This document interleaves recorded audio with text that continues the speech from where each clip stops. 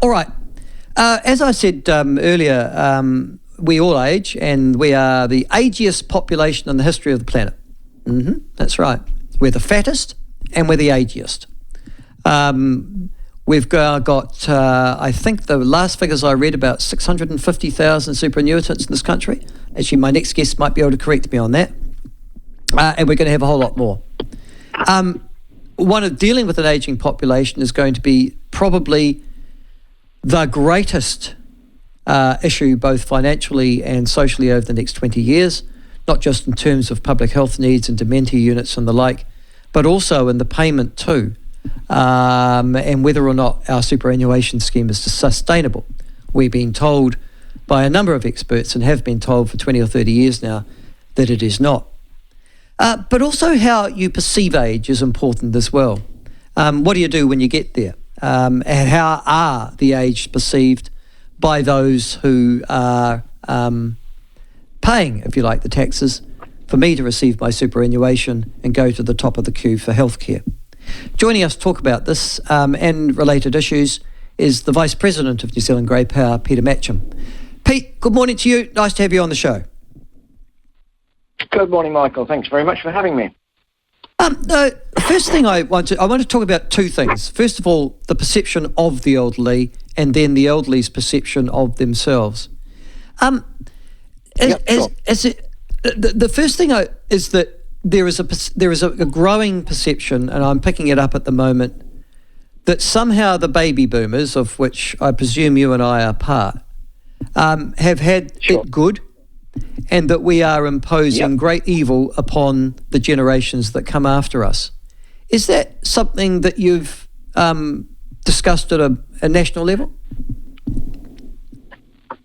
Yes, I mean, I would certainly agree with you that is a perception which seems to be going round.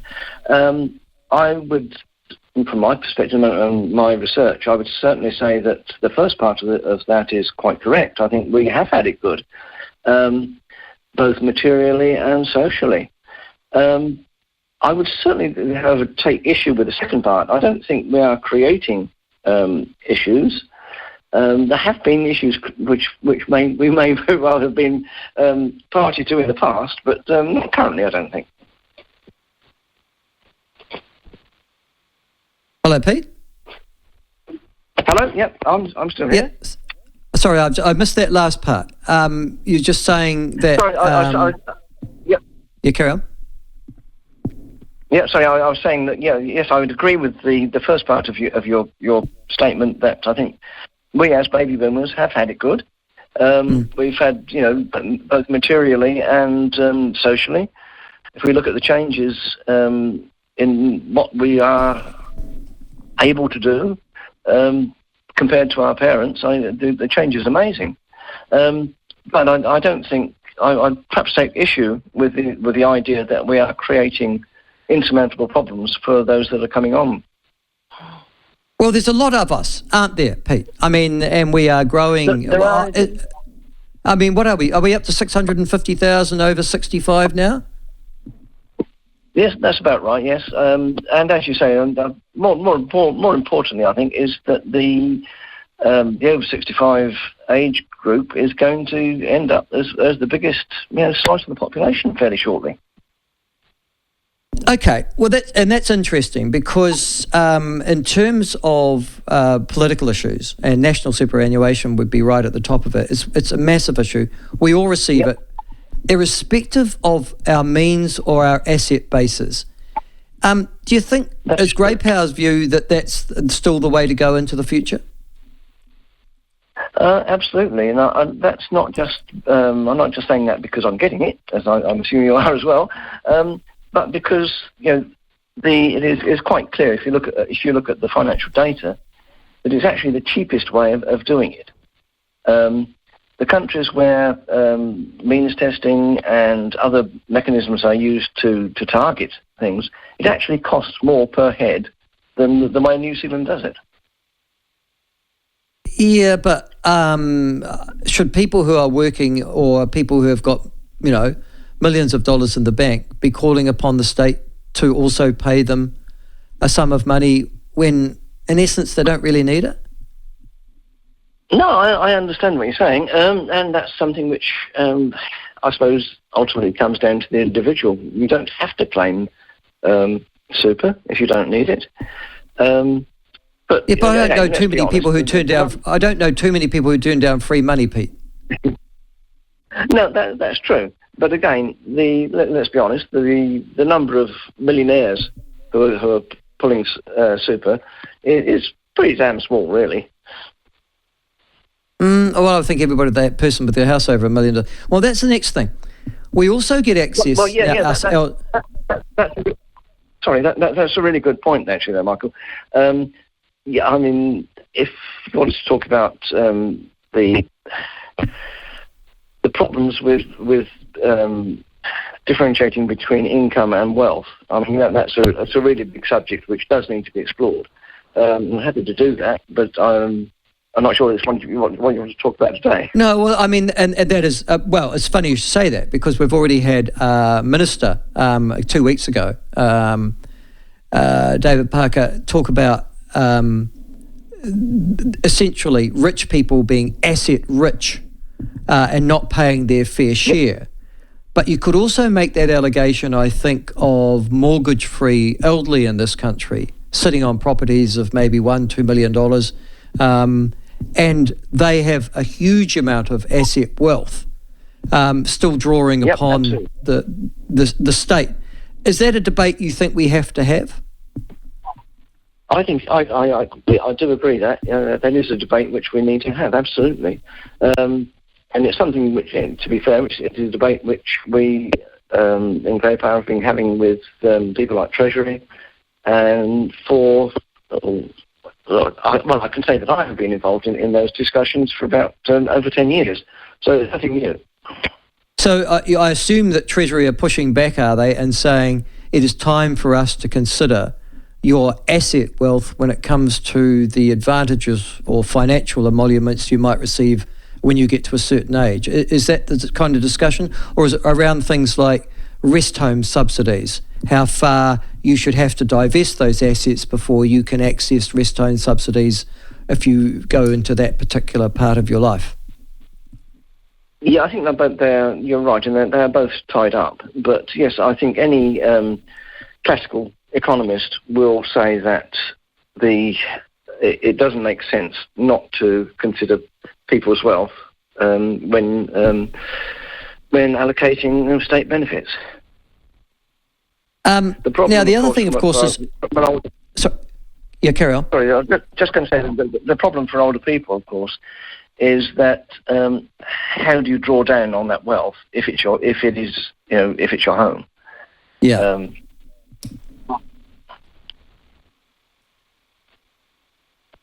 There are mechanisms, obviously, but there is, it's not an easy conversation to have. The other big access or big issue is around public health, Pete, and that is an issue in which can I give you an example? My father had a heart bypass operation at, I think he was 82. Now, I was very glad that he had a heart bypass operation at 82, but it was an expensive operation. And it materially improved, I guess, the quality of his life. But I was thinking to myself, if we've got a public health system that is in serious deficit at the moment and is unable to perform basic roles and responsibilities, but my 82-year-old father can get his quintuple heart bypass operation, do we need to start, and obviously that raises the issue of rationing of healthcare, doesn't it? Is that an issue that's been considered by Grey Power as well? Yes, it obviously is. And I think, again, based on my personal experience, I would say that rationing exists, whether we like to admit it or not. It's how, and I would agree with you that if we are going to go down that road, I'd far rather it was explicit rather than hidden. Yeah. Totally agree with you. Which brings me to the next issue, which is the voluntary euthanasia legislation. I guess a lot of your members would have been in support of that. I've found, it's been my experience anyhow, Pete, I don't know if it's yours, that the closer you get to death, the more you think about these things, and the more support there is for voluntary euthanasia as a concept. Did Grey Power take a view on that issue? No, we didn't. We feel this is an absolutely personal decision and not something which we wanted to take a position on. But one of the things that's come out of this is the large number of people who are dying now and of dementia and Alzheimer's, and those numbers are to escalate significantly over the next 20 years. We're talking about dementia units and things like that, but I think a number of us, probably you too, Pete, and I, have a great fear of dementia in the sense of that's not the way we want to go, and we'd like to be able to access euthanasia were that to be an option. It's not currently so. Would you think that Grey Power would get involved in advocating for that sometime in the future? I don't think it is likely. It is always possible, but I don't think it is likely. As I say, I think it is an intensely personal decision. I think the point you raised about dementia is a really good example, because by the time you get to the state, well, this is my understanding, is that the time you get to the state where this decision needs to be made, a lot of people there is a question around whether the people still have the ability to make an informed choice at that point. And I think that's one of the biggest moral issues that we have to consider. Yeah, well, I guess it still could be a personal decision, obviously, nobody's saying that, but whether or not the option should be there, you'd expect Grey Power to have a view on, wouldn't you? Well, yes, and our view is that this is it is a personal choice, and it's not something which we feel as an organisation we have a mandate to get involved in. Okay, all right. Which brings me to the next issue, and the other reason is how the elderly perceive themselves. A new study is unpacking why people become more likely to view themselves negatively as they age. Psychologists at the University of Queensland believe that older people are more likely to be exposed to ageism, just as their brains become more reliant on societal cues to guide how they should think and behave. Now, the study's lead professor, Julie Henry, said she became interested in this issue, but the data shows that the older you get, the more perception is that you aren't worth the same in society. So the perception that others have of the elderly, and that the elderly feel that they are being excluded from society by those sorts of attitudes and aptitudes. Is that an issue on which Grey Power has given any consideration? Absolutely. I mean, again, this is something which I've been working on personally on behalf of Grey Power for about 10 years. And the problem with ageism, it's rather like, I suppose the easiest way to think of it is that, fish don't know that water's wet. It's all around them. And it's the same with ageism in our society. As Professor Henry notes on, I think it was, that if, say, a child makes fun of an older person, they're not likely to be corrected because it's accepted. And that's endemic all through life. And we all engage in it, as Professor Henry says. I mean, things like, I'm just thinking about it prior to coming on air, and we all use terms like, "Oh, I must have been having a senior moment," or if you can't remember something, you say, "Oh, I must be getting old." There's an implicit assumption that is almost drilled into us throughout our life that older people are less important, shall we say, and that they can be sort of ignored or put down, or generally counted as less than a full participant in society. What's particularly interesting, what I found particularly interesting, was there's another study I came across, which I believe was done in America, where they ran a very large survey across different populations, and that they found that this is purely on memory tests, and they found that the sort of European background Americans, when compared with those from societies that venerated old people, those from the societies that venerated older people did 5 times better on memory tests than the European-centric ones, because again the US society like ours, ageism is absolutely everywhere. It's so pervasive you don't notice it.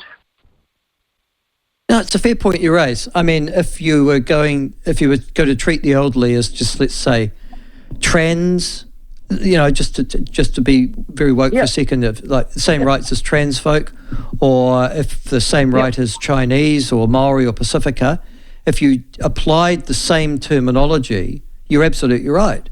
You'd be in front of somebody, and it would be regarded as deeply and highly offensive. But we feel quite free having a go at aged folk because they're old. Yeah, absolutely. Yep. The other point, but I guess one of the things about this survey also, Pete, was that the aged think of themselves like that too. So they've almost been ghettoised. Yeah.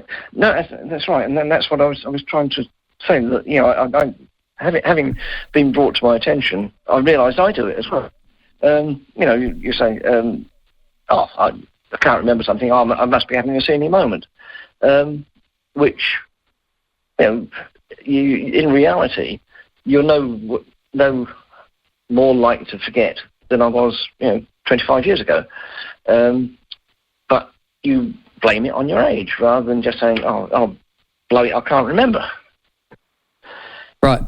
So it's illegal to discriminate, but it's illegal under our Bill of Rights Act, I think, to discriminate against age. But as you say, discrimination is essentially everywhere. You've got is there a disability or an age? There is a minister for. Is there a minister for elderly citizens?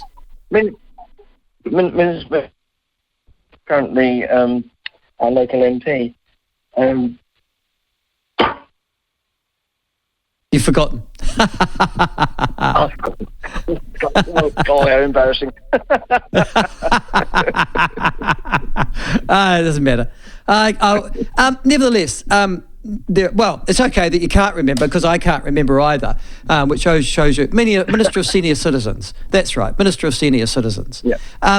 But I'm struggling to remember the last. Yeah. Yes, Ginny Anderson. Oh, right, the Minister of Police. Yeah. But I'm interested in the concept that there's no active person out there arguing that the aged should not be discriminated against on the basis of their age, when there are so many other folk out there arguing that their minority should not be discriminated against either. You are that organisation, Grey Power. I very rarely see you in the mainstream media at the moment. Why?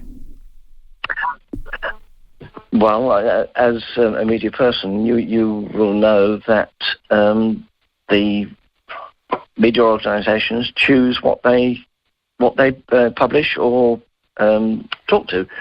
So the fact that we're not that visible is not because we don't put out press releases or make ourselves available, but because the media applies, I'm sure, a form of ageism, that talking about older people is not sexy. It doesn't draw in the kind of audience that their advertisers want. Yes, and that's the other thing that's interesting. As you say, you've got 650,000 people over the age of 65 in this country, It is going to be the largest demographic, if it's not already, in New Zealand. Yep. It's got political power. It votes. Good God, it's over 65s vote. Everybody knows that. Why do you think you're so passionately ignored? I'm sure if I knew the answer to that, I'd do something about it long ago.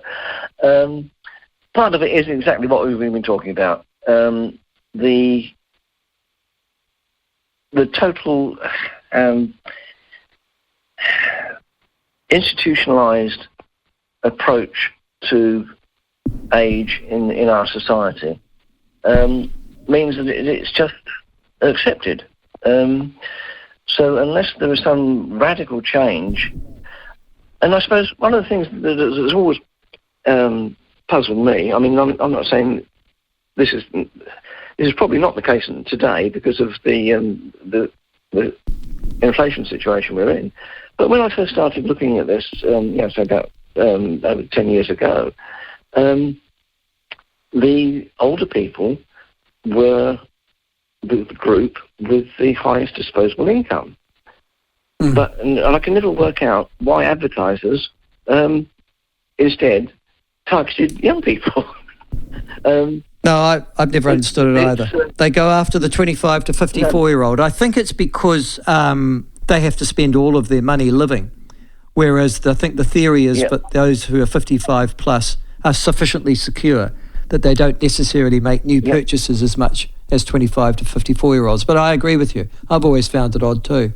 And the only advertising you get directed at the elderly is buying your own funeral insurance or continence pads. That's right, yes, absolutely. It's absolutely balmy. Oh, dear. All right.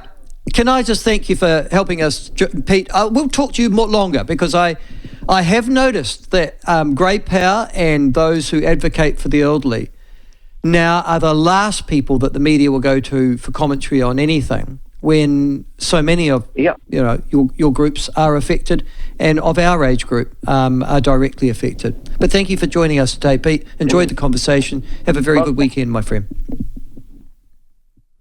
That is Pete Matcham, Vice President of New Zealand Grey Power.